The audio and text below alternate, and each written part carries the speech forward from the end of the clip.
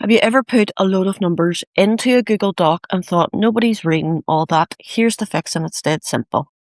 You can add a chart in Google Docs right there in your report or your newsletter, and it turns that wall of numbers into something people actually take in. It's a quick job and you do it on your computer. Let me show you.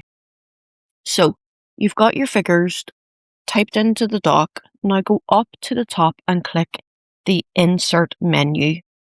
Down that list, you'll see Chart, so hover over it. 4 types pop out. There's bar, column, line, or pie. Pick whichever suits your numbers. I'll go with column for these totals.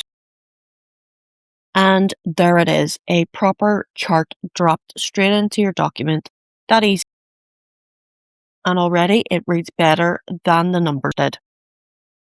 Now, here's the bit that most people miss. That chart is linked to a hidden Google Sheet, and that's where its numbers actually live. So to change them, click the chart, then hit the Open Source button.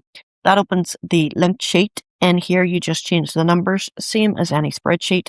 Type your new figures in, then head back to your document, see that Update button that's appeared on the chart, give it a click, and the chart redraws itself with your new numbers. That's the whole trick. Edit in the sheet, then update in the doc.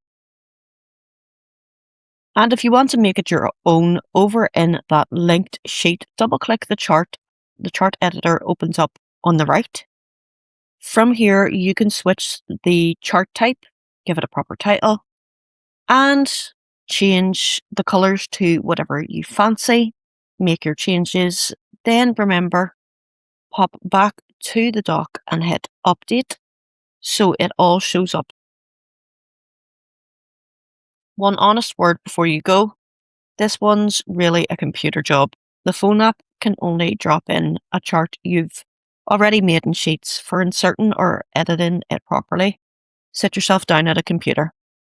And that you sorted your reports look the part.